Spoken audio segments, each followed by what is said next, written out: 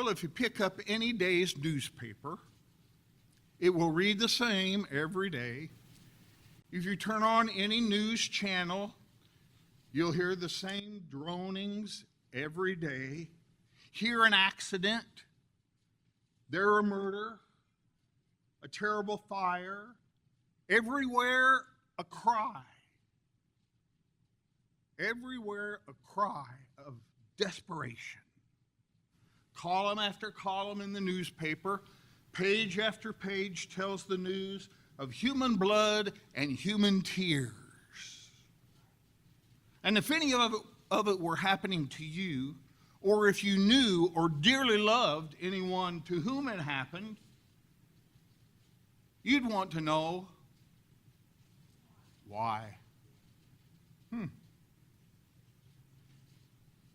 You'd be scrambling to find some hint of meaning lurking in the shadows of all that pain and tragedy. Why tragedy? We want to know. Even when it's not our tragedy directly, and even when we're vicariously caught up in the tragedy, we still want to know why. So one day, some people came to Jesus, newspaper in hand, asking about tragedy.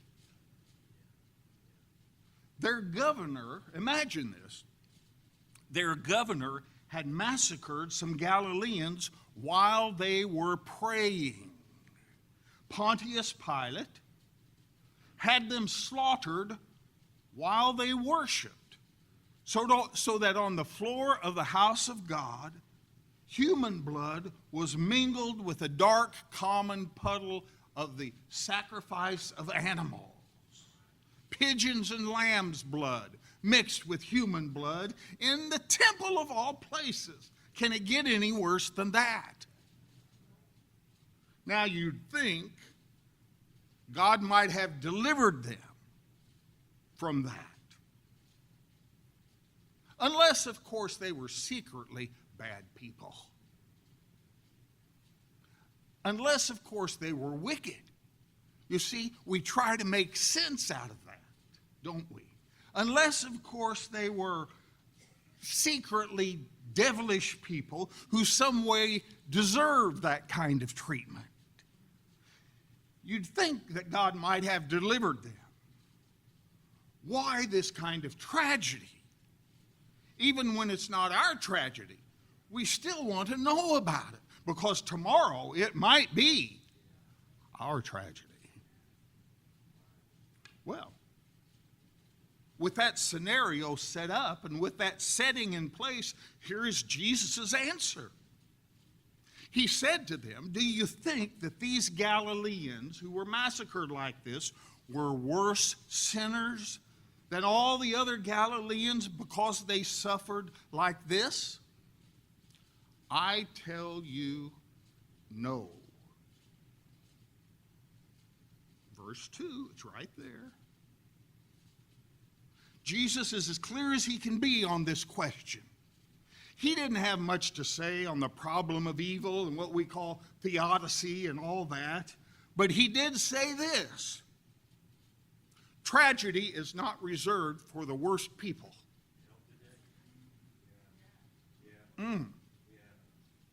How simple life would be if tragedy were reserved for the worst people. He said, you can draw no equation between disaster and deserving it. And to hammer down the point, Jesus does them one better. They had spoken about human evil. Now he pulled from the newspaper a natural evil. He said to them, what about those 18 people who were crushed when this Tower of Siloam fell over on them? Do you think that those people under the bricks were worse than the rest of the people who didn't get bricked that day? Whew. I tell you, now listen, he said, I tell you no. And it's a truth that Jesus had to repeat over and over again because we all like simple answers to hard questions. That's part of our fallen nature. We don't want to do the work of thinking through hard questions. Just give us the easy answer. Give us the advertised answer. Give us the 8 o'clock or 9 o'clock news answer.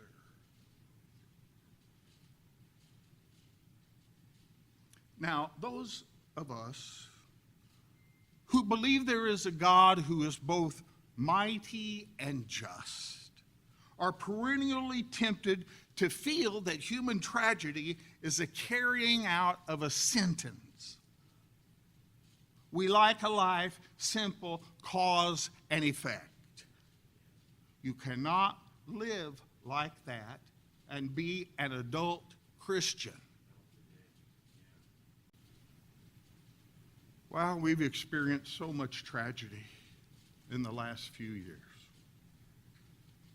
Almost daily during the last few years. I was a hospital chaplain in the valley throughout the pandemic. I was telling Pastor, we pulled up 2 18-wheeler trailer trucks outside of our morgue, and the National Guard came and stacked the bodies in the trailer trucks.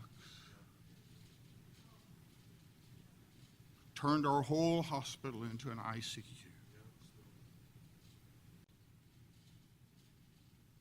And that caused our sense of justice to rise up in my soul and cry out, Lord, these folks didn't deserve that. This isn't fair. As if I expected what comes to me to carry a certain fairness of punishment or reward and retribution, as if some kind of life based on 2 + 2 = 4. All of us know that in life, 2 + 2 does not, or seldom, equal 4. And Jesus came along then and said, well, it rains on the just and the unjust. And he knew about it raining on the unjust, for even as he talked with these people about massacred Galileans, he himself was on the way to Jerusalem to become another massacred Galilean at the hands of Pilate while he himself prayed, Father, forgive them. Now, friends, I don't have an answer to this morning, except to say that tyrants kill, towers fall, cancer comes. These disasters take no particular aim at or around wickedness. They take no detours around righteousness either. Oh my. You mean life's more complicated than 2 + 2 = 4? These tragedies simply come as part of a broken, random rhythm of a broken world out of harmony with God's intention. So when tragedy comes, and that ancient tendency rises up and again in us again to say, why this isn't fair? Why me? To think that it might be the sinister hand of God, and our heart breaks at its deepest point, and we get that terrible sense that God has angrily abandoned us. Let the word of Jesus in Luke chapter 13 break through. He tells you, no, you cannot think like that. So we have asked the question thus far, is tragedy God's avenging answer to human wickedness? That's the question they came with. Is tragedy God's avenging and anger toward human wickedness. And Jesus said,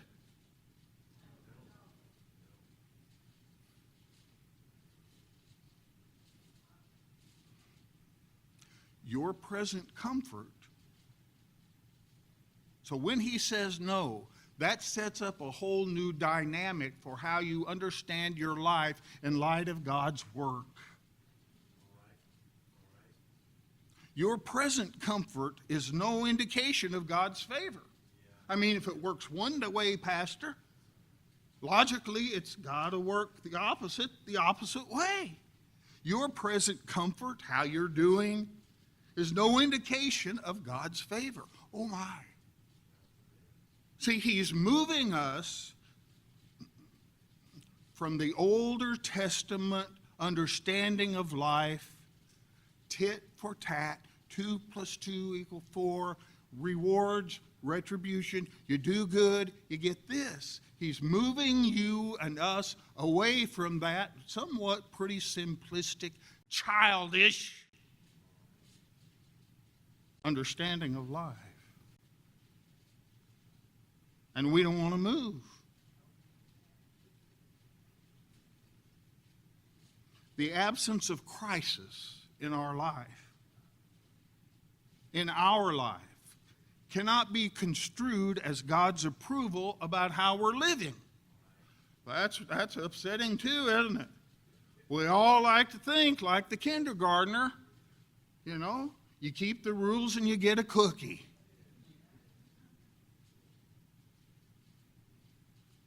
We want to set ourselves at a distance from the victims of tragedy.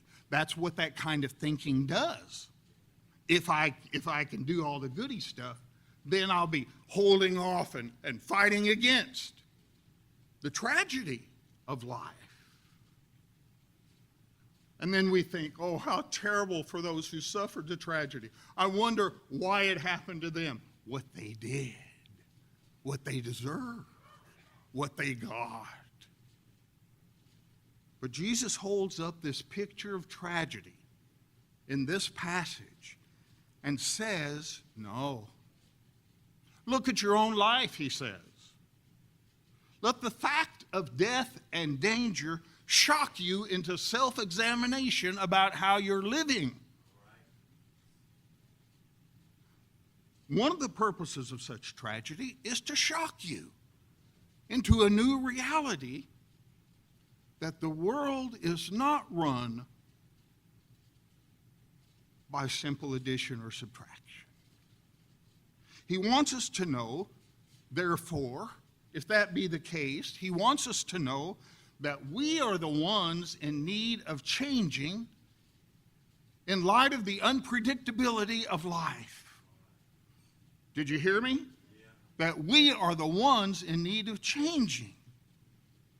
If you cannot live life that simplistically, then that ought to provoke big time change in our life. And he wants us to know, in a world where crisis can happen at any time, on any day, that we need to do our changing soon. Mm-hmm.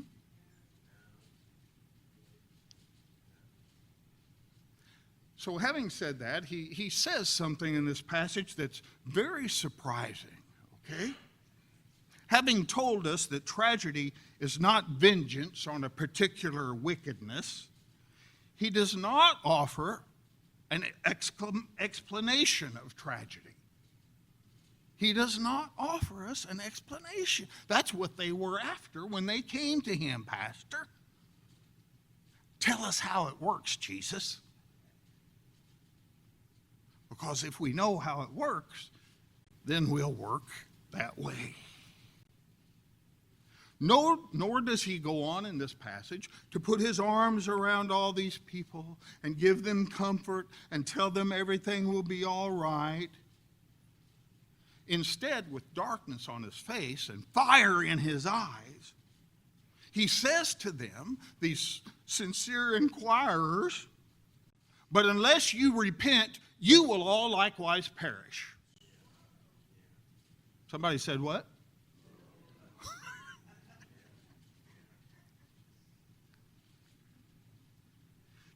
think these people were victims of tragedy because they were worse offenders? I tell you, no, that's not how it works. But unless you turn your life, tragedy is coming to you. He could have talked all day and not said that. So much for the gentle approach, Pastor. So much for the pastoral approach, the hand on the back, the comforting words. What's he doing here? This is a marvelous teaching passage. What's he doing in these first 9 or 10 verses here? He is plainly turning a truth to its other side. Stay with me now. This is when you need to wake up. Okay, let the coffee kick in. It's very important what I'm saying, I think.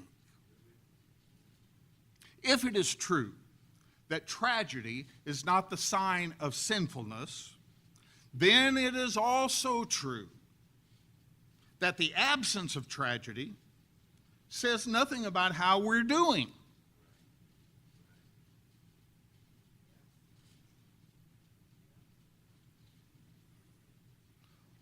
We're out of addition and subtraction now, folks. Spiritually, we're into calculus, okay?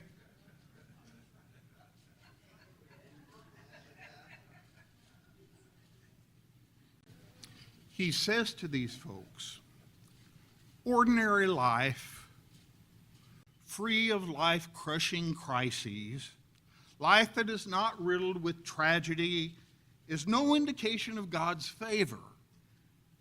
I can't press this enough because it's easy to stay or to fall into that kind of thinking.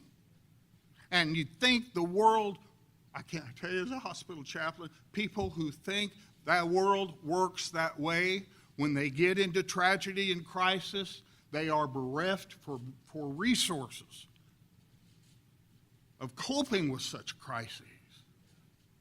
Isn't it easy to assume that we, as basically sound, solid American people, are receiving the pleasant dividends that people like us expect to receive? Well, it's easy to assume that, but it's not easy to live like that. So he tells them a story. Jesus, the greatest story. He tells them a story to try to get through and break through this way of thinking. That's what the parables of Jesus are designed to do. They're designed to upset your way of thinking so that you can incorporate a new way of thinking and understanding yourself and God. So he tells them a story to help them understand. He said, a man had a fig tree planted out in the vineyard. And he came to the fig tree looking for fruit on it, but he found time out for our first lesson this morning in Palestinian horticulture. A fig tree in Palestine is supposed to be enormously fruitful. It's supposed to bear 3 different crops per year. But this tree, having gone figless for 3 years, you can do that math, has yawned its way through 9 whole harvests and given no fruit. 9 harvests. And the owner of the tree and the land is understandably impatient, if not out of patience. So he says to the hired hand, why should this tree use up the ground? Cut it down. Now, in Jesus' story, the tree that will not answer with its purpose does not deserve its place in the garden. Would you agree with that? Would you agree that the tree that doesn't answer with its purpose after 9 chances doesn't deserve its place in the garden? And so the owner reaches for the axe. But then a strange thing happens. Unbelievable. I said unbelievable thing happens. The hired man leaps up and tells the owner, wait. Give this flunky tree one more year. He says, let me work with it for one more year. Let me work with it one more year. Let me work the ground, fertilize the soil. I want to give this tree every possible advantage. And then if it doesn't bear fruit next year, we can cut it down. Now, what is happening here is extraordinary or extraordinary, or however you want to say that word. Because a fig tree is not supposed to require any attention after it's planted. Its root system is incredibly equipped to gather nourishment and water year after year without any attention or extra care. It thrives on neglect. Like some of you have those plants in your window. What's that called? The plant that you can just forget about. Just a minute. I'm thinking I'll come back to philodendrons. Okay, you can't kill a philodendron, with alcohol. But I wouldn't know about that.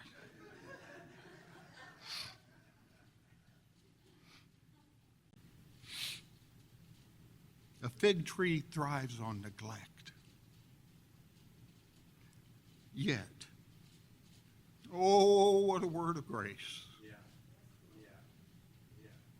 Yet, oh, what a word of mercy. Yet, for this fruitless wonder, a gardener is ready to do everything imaginable to make it right, to help it live, to make it fruitful. This is astonishing patience.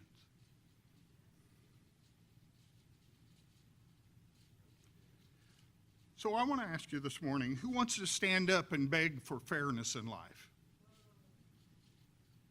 Any takers? Who wants to stand up and say, life isn't fair, life isn't fair, I want out, I want it to be fair? Do you really want it to be fair? What would happen to you if God dealt with you fairly?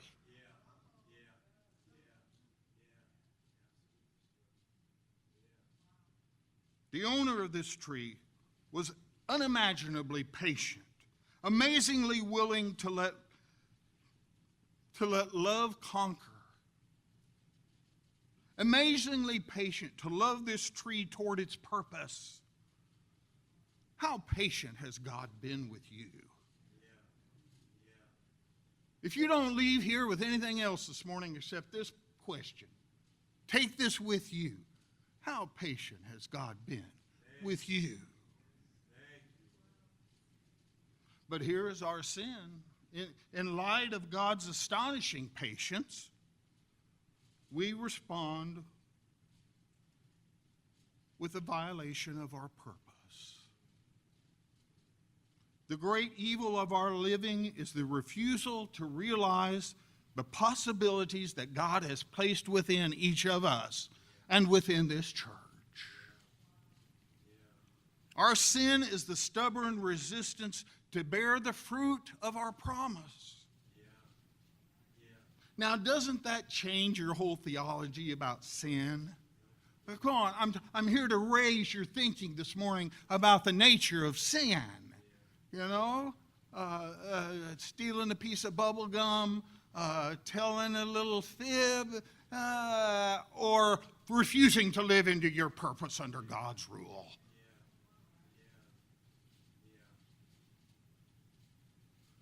Like the fig tree, we've been, especially here in America, we've been set down on a sunny slope of God's garden.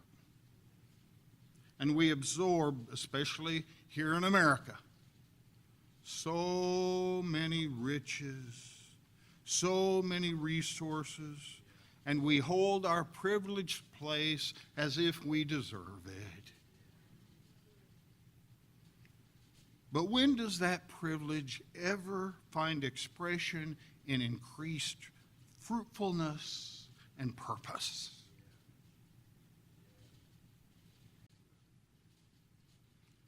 Wow.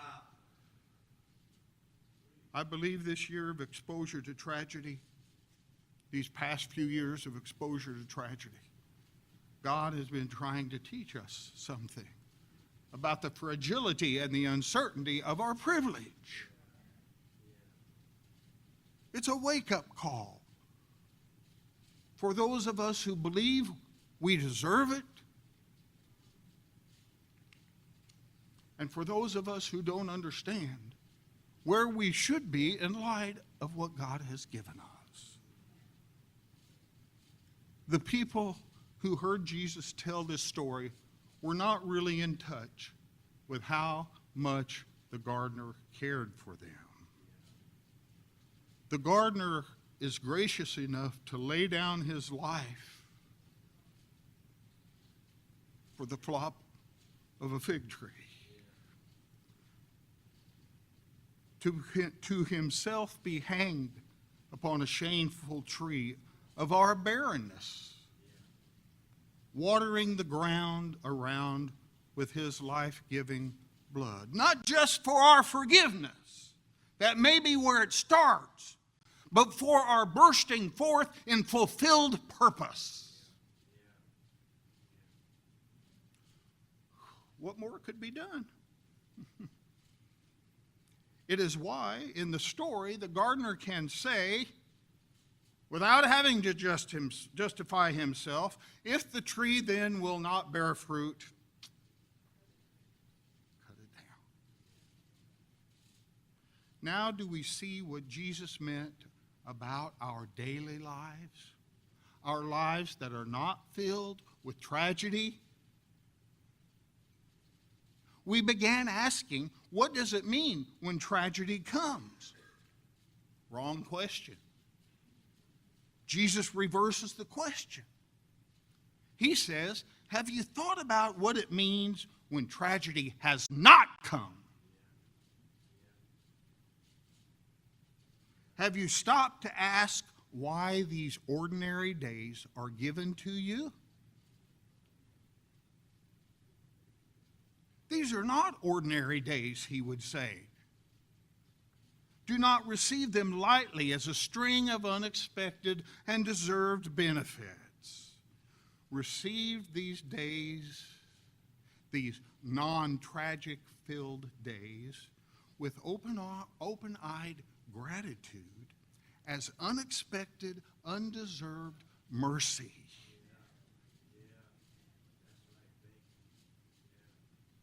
These ordinary days are not uneventful days. They are days of crisis and decision. For they are the last days we have been given to take hold of God's grace and to understand a little bit about God's patience with us. So let us avail ourselves of God's extravagant unfairness. Have you thought about that? To avail yourself of God's extravagant unfairness. Thank God, God's not fair. These are extraordinary days because in them we can fulfill our purpose.